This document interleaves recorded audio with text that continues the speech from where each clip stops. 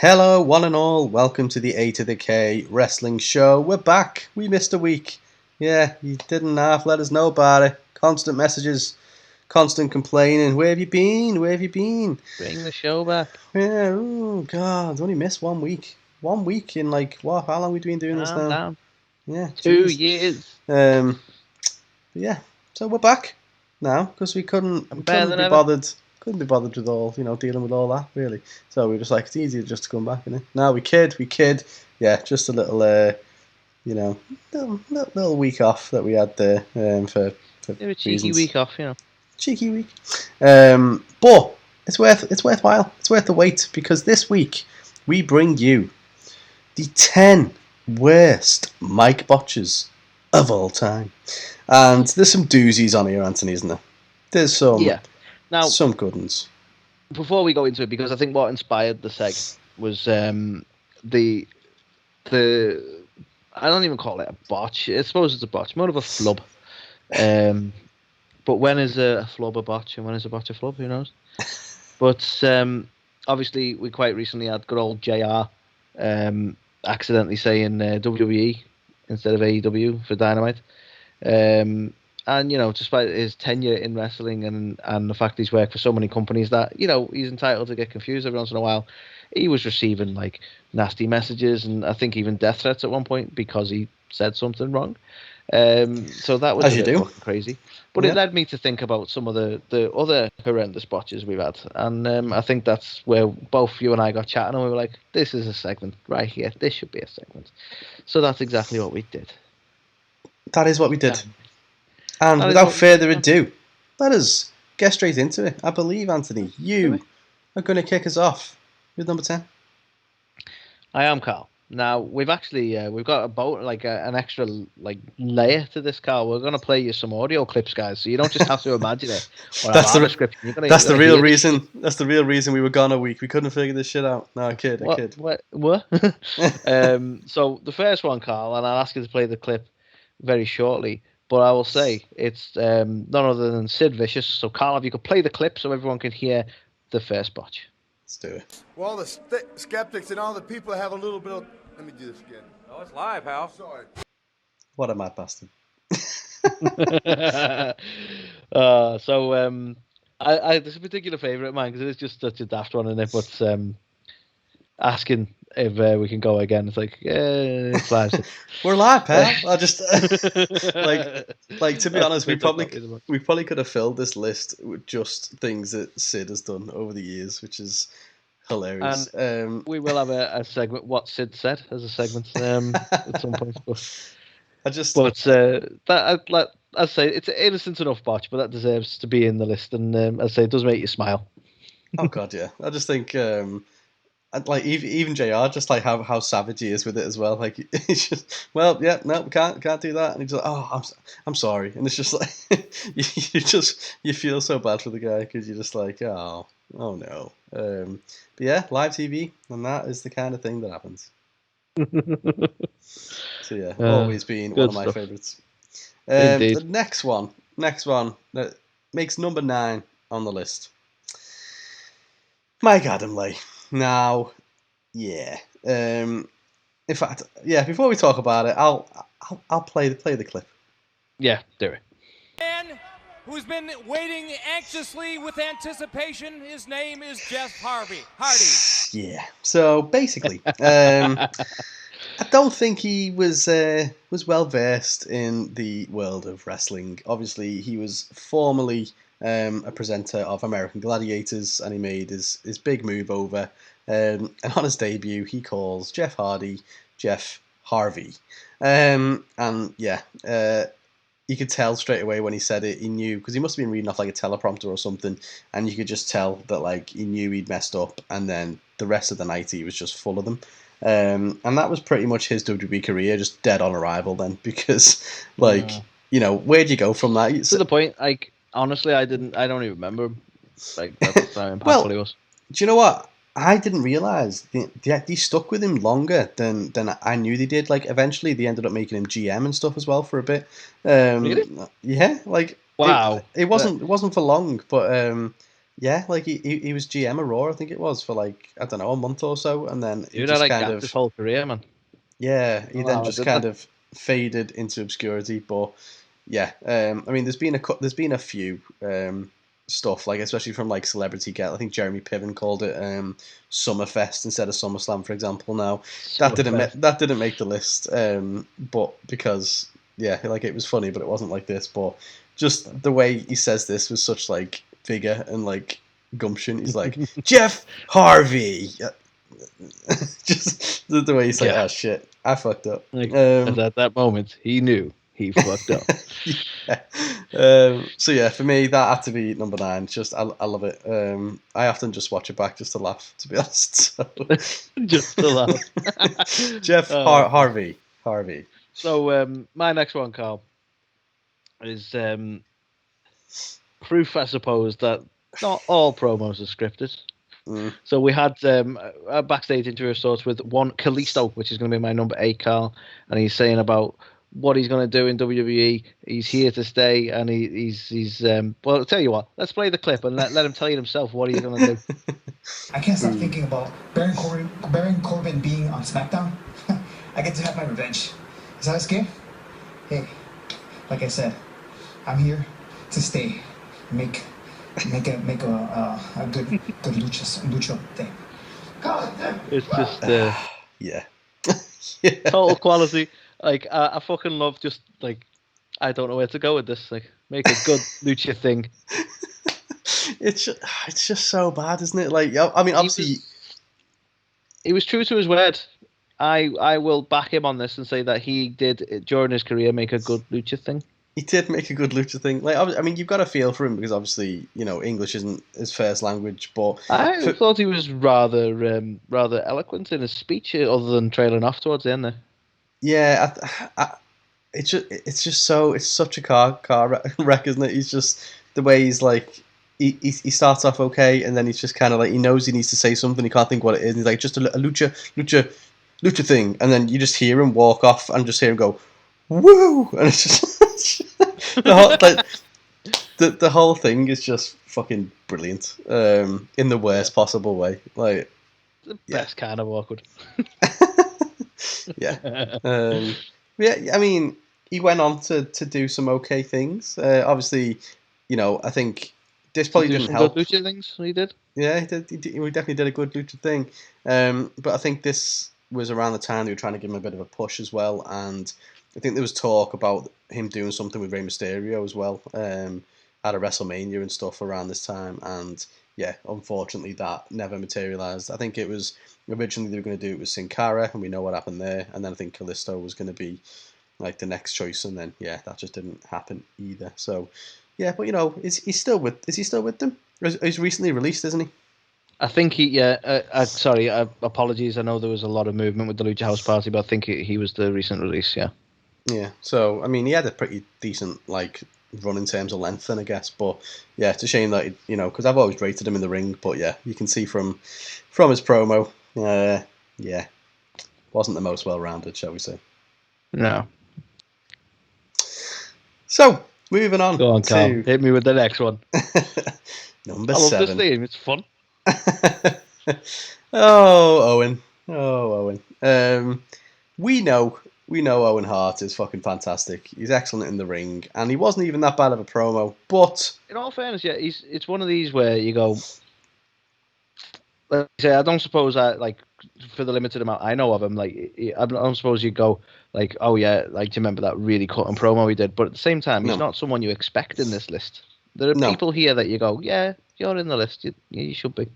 Yeah, but I'm quite surprised at the Owen one. I'll be honest. Yeah, let's play it for you so you can hear about what he's gonna do, or what he has done to his brother Brett. You're too damn selfish, and that's why you're sitting there with a bad leg, and that's why I kicked your leg out of your leg. So yeah, that is why he kicked his leg out of his leg. It was just so funny. Like Owen, I'll be honest, I've never had the leg kicked out of my leg, so I don't know how painful that is, but it sounds painful. I mean, yeah, you know, I'd hate to have the leg kicked out of my leg. That's all I'm saying.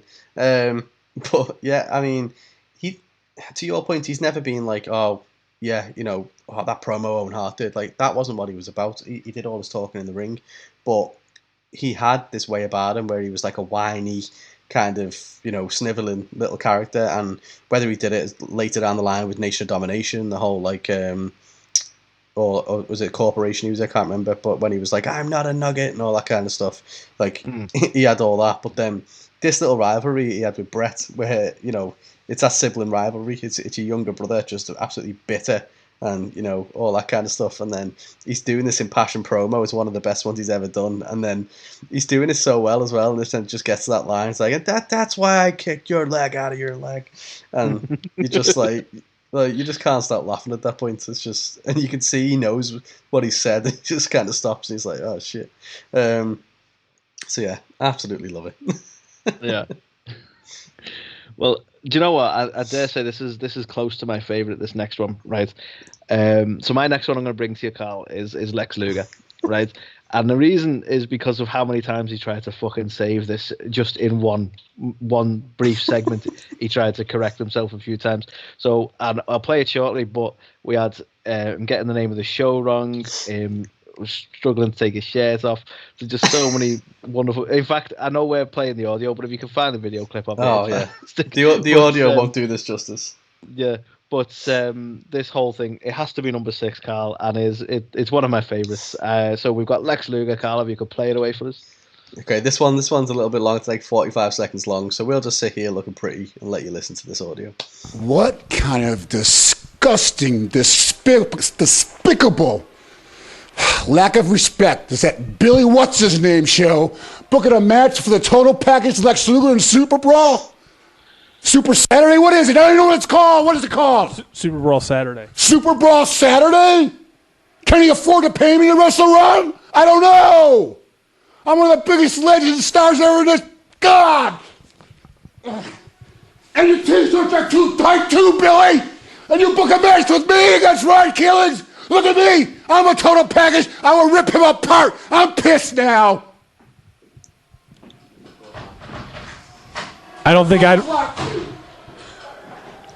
So there you have it. Yeah, it's so funny.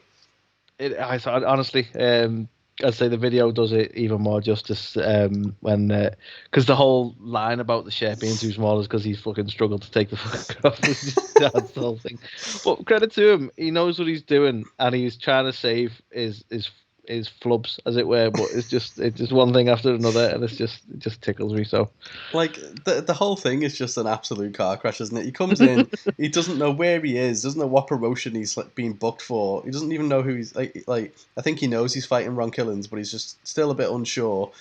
He gets there, he doesn't know the name of the fucking pay-per-view that he's fighting at. And then obviously, he struggles to take his top off. Says the t-shirt is too small. And then to top it all off, he then I'm really pissed now, whatever he says, and then he goes to walk off, and the door's locked, and your door's locked, and it's just absolutely, absolute car again, crash. Fair play to him for trying to save it as many times as he did. You've got to give him props, haven't you? But my God, it's and he's never been a great promo, but this is great for all the wrong reasons. And we love it. Just so funny. So, what is our number 5, I hear you ask? Well, we'll tell you. 5 on the list is the immortal Hulk Hogan himself. So, it's interesting this. People don't really realise Hulk Hogan flubs his lines quite a bit, actually. And for someone who's like the guy, he's probably made more mistakes than the likes of, honestly, The Rock and stuff like that. Right. If I'm being honest about Hogan, right, and this isn't a slight to Hogan because I know some people just love him no matter what he does, right? No matter how racist or homophobic he is, do you love him? And that's fine if that's what you want to do, right? But he was very paint by numbers. I don't know that was the situation at the time anyway, but like beyond saying like what you're gonna do and telling you to say your prayers and take your vitamins, like anything outside of his usual stuff, I don't think he was very good at all. No. Like he had his go-to, like everyone says about John Cena had the 5 moves of doom. Like Hulk Hogan had the 5 fucking lines, because beyond his usual stuff that you'd hear every time he fucking spoke, wasn't much to him, really, was there? Let's be honest. No. And I'm not discrediting him. He was massive to the business, and that was pretty much the way the business worked back then. So I'm not being a dick about it. I'm just saying. Yeah. I'm not surprised. And before I play this epic clip, so to give some context to it, this is at a point when Vince and Hogan are feuding, and apparently there's some bad blood and tension behind the scenes as well between the pair. And it's clear that Hogan has been told to say something a certain way, and he flubs his lines. And unlike Lex Luger, who tries to save it, in a way that ends up quite comedic, Hogan just, he really lands himself in it. So again, quite a long clip, 30 seconds, but I'll play the clip. If you actually think I was just the right guy at the right place at the right time, let me say it one more time so you completely understand, McMahon. If you actually believe in your mind, if you actually think that I was just the right guy at the right place at the right time, well then you're a bigger delusional bastard than I thought you were, McMahon. So as you can see, he had a bit of a mare there. So I think way of putting it, I think this was basically off the back of Vince saying that, he could have had anyone play the part of Hulk Hogan or whatever is what he was saying. And so I think what Hulk was meant to say, I mean, even I'm confused still, but, is he saying, if you think I was just the right guy at the right place at the wrong time, I think he says, then he's meant to say right time, and he gets confused by what he's trying to say, and he goes, let me just say this one more time to spell it out for you, McMahon. And then if you think I'm the right guy, and it's just like, okay, yeah, that's it. You can't. There's nothing you can do there, really. I just you should have just moved on, really, and he just made it a million times worse by trying to get it right, just by the way he was so confident that he's going to say it one more time to get it through Vince's, thick head, and messes it up again. Struggled to say it the first time, Hulk. Yeah. So yeah, the whole thing's just beautiful. I just love it. And quality Hogan work right there. The camera always cuts to Vince as well, and you can just see him he's secretly fuming. He's just giving him a bit of a side eye. I just love it. So my next one, Carl, makes me laugh for a particular reason. I'll be fair to say, we both love Davey, right? Mm-hmm. Yeah, we do. Right?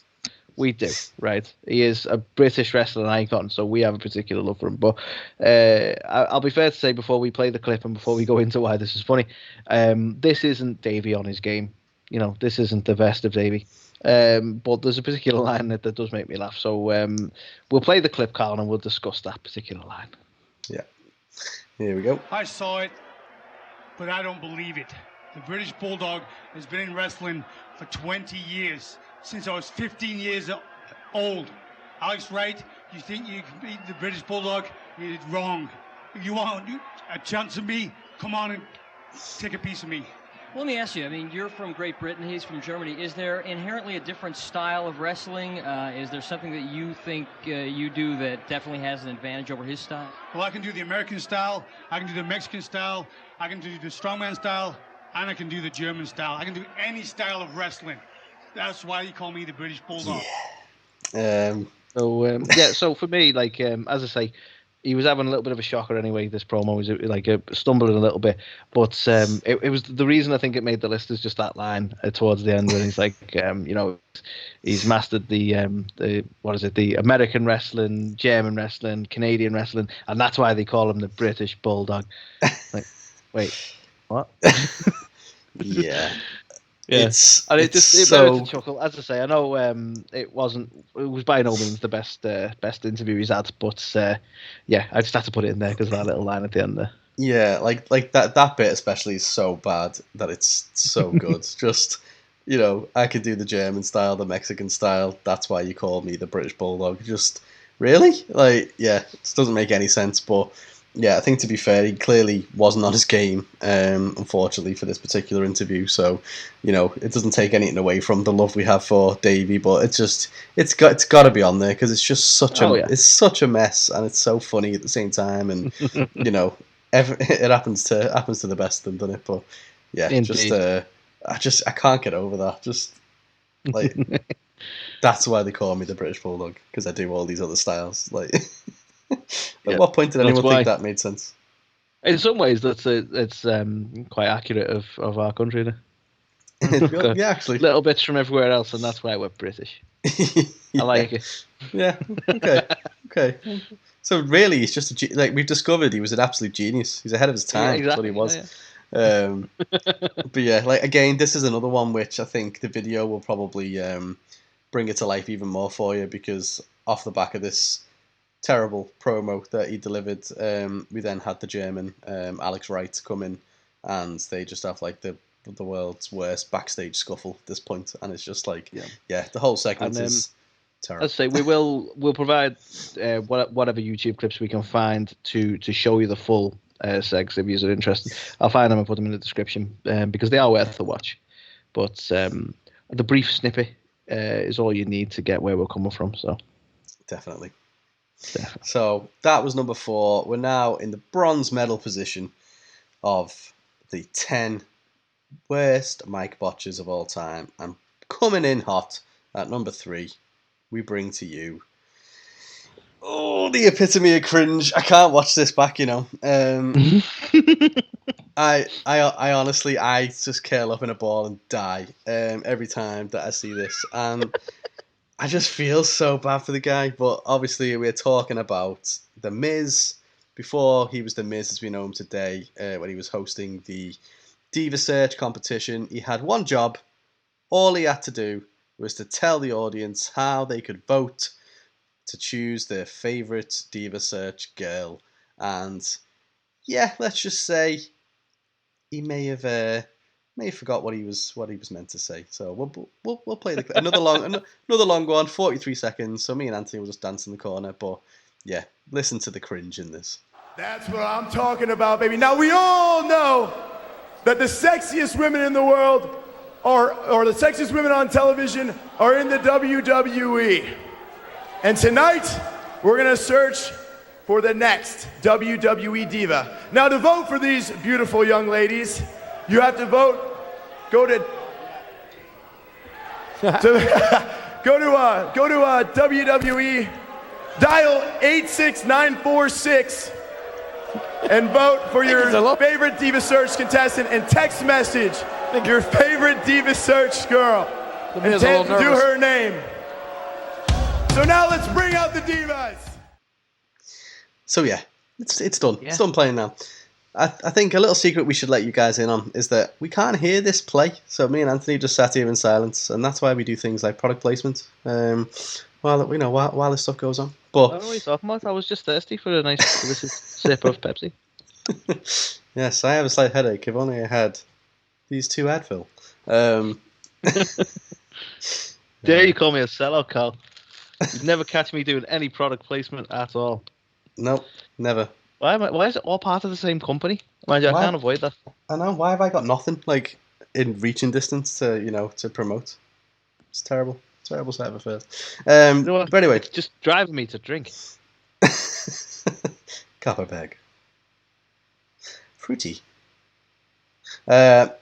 Anyway, that was a random segue. But yeah, so as you can probably tell if you listen to that audio just then, this is so cringe, man. This is he probably wants the world to just open up and swallow him. But I can't watch it. It is he's got one job and he forgets how people need to vote. So is it text message? Is it call in?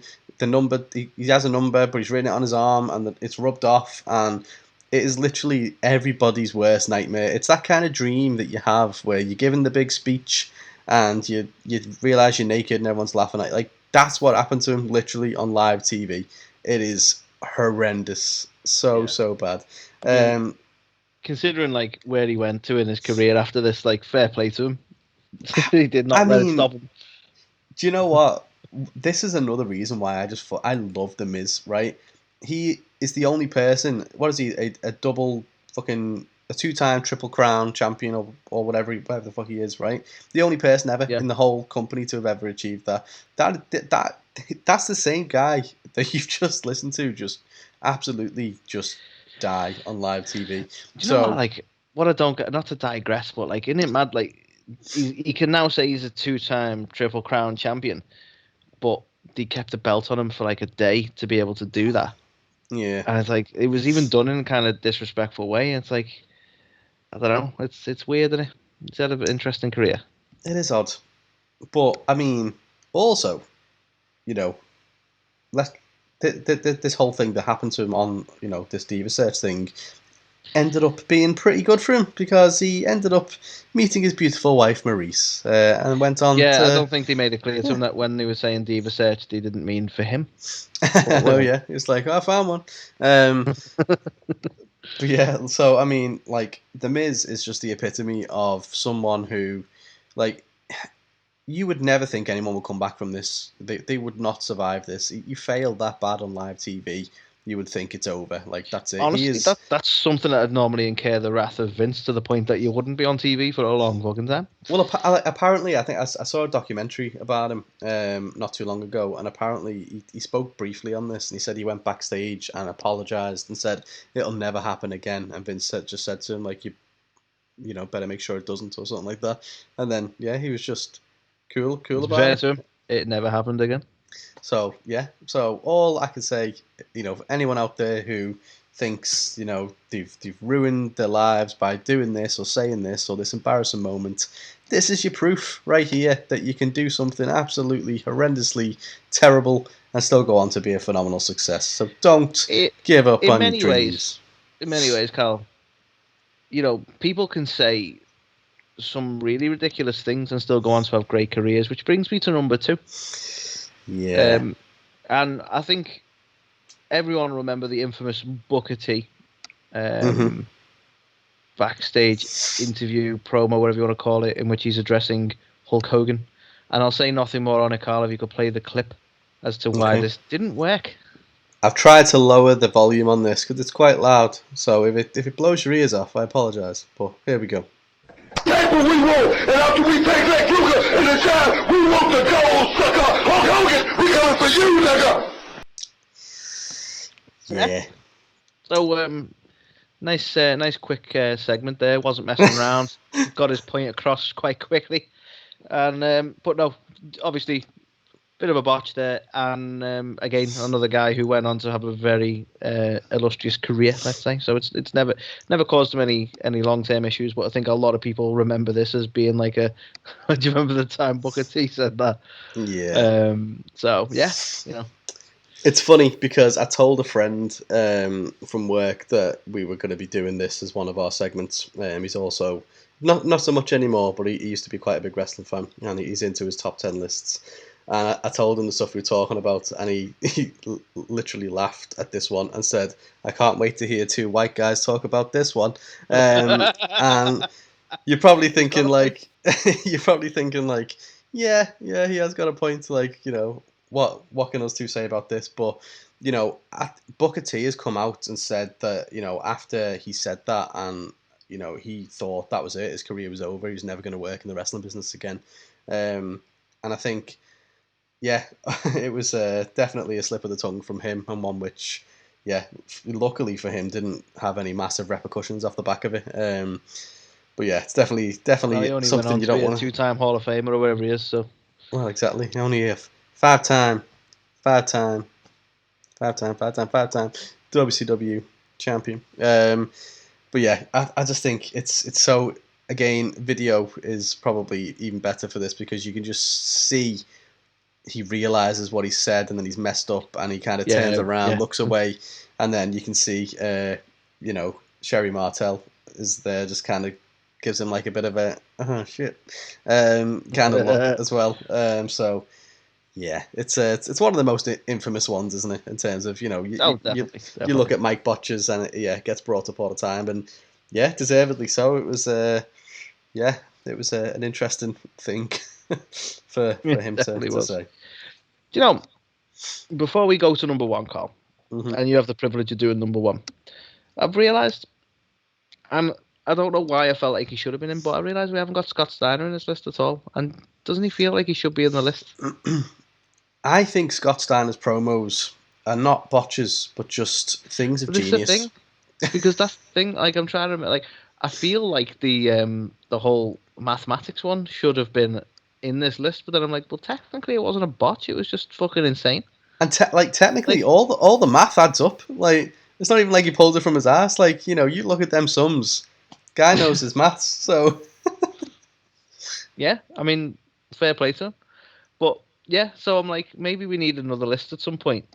Not like immediately after this one, of the craziest promos, because Scott Steiner should be on some sort of list, and I'm just struggling to think of one where he's actually fucked up. He hasn't fucked up. They're just insane. Yeah, in the best possible way. Yeah, he's a whole different like echelon of promo, isn't he? I honestly don't know what we would call that list. Like, I don't know whether it's like craziest or, outrageous or just, best promos. It probably deserves to be on there as one of the best, I think. I'm not even gonna lie. I just think it's so fucking maybe. Good. But yeah, no, I think it's a very fair call out. I think we haven't kind of got like a list of honorable mentions or anything like that for this particular segment, but like I mentioned before, there's been a lot of the stuff from like the celebrity era, where we had the guest hosts on Raw and stuff. Like, they made so many mistakes. I know. Yeah, I mean, we've got constant Michael Cole. Like, they don't meant to be on the list because they're not massively noteworthy. But like, if you mention regularly Michael Cole, will get the names of moves wrong and stuff like that. Yeah. They happen even a fair bit. But... Even I think Curtis Axel has got a good shout at being in it. I think it was when he was on the original NXT. It was like Michael McGillicuddy, and like he had to cut a promo on something. And yeah, it was so bad. I can't remember the context of it, but I know it was bad. But it wasn't bad enough to be on this list. But there's so many, especially from that NXT time frame, that I think they used to just give them a topic to talk about, and so they had to. I can't remember who it was. One of them had to talk about beards. Like, do a 30-second promo about beards, and he was just like, yeah, beards, it's where hair grows on your face. I don't have one. He has one. And it's like, but he had one. It was just, yeah, it was terrible. So, yeah, we haven't got any honorable mentions, but without further ado, we bring to you what we, on the A2theK Wrestling Show, believe is the worst Mike Botch of all time. And it's a personal... Second entry for this personal favourite, second entry. It is, of course, the lovable Psycho Sid himself. And it is just... I'm not even going to tell you too much about it. I'm just going to play the audio and then we'll get into it. It's 22 seconds long. Enjoy. It's so good. But you know and I know that you're only half the man that I am. And I have half the brain that you do. But we just a weak. They tried to make me look like a jackass. Literal thing of beauty. I just love it so much. This is literal. This is like promo suicide. He murders himself with these lines. Like, how could you even recover from that? Like,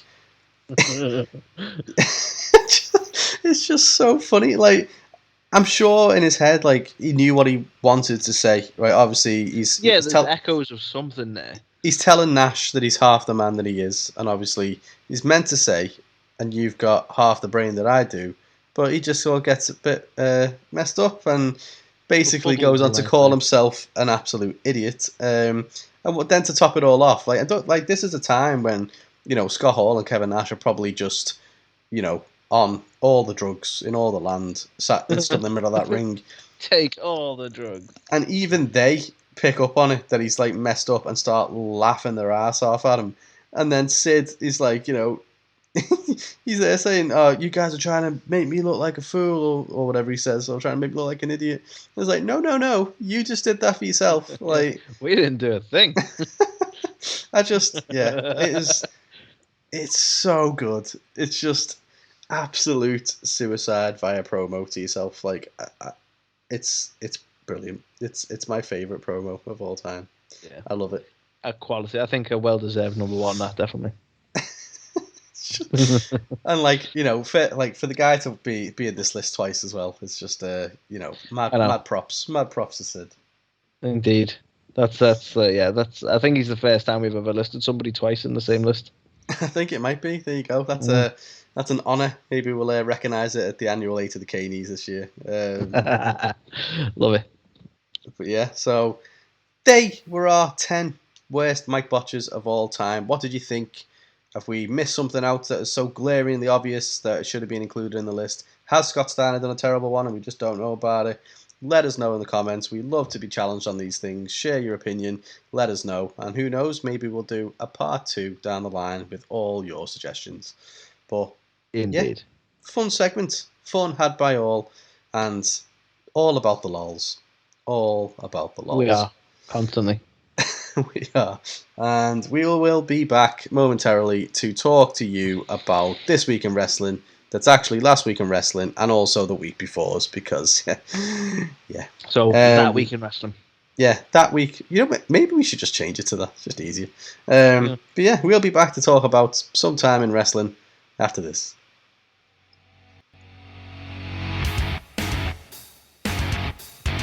You're watching or listening to A to the K. The A2theK. A2theK. A2theK. A2theK. These guys are awesome. Check it out. Check it out. Change your life. You'll be thanking me later.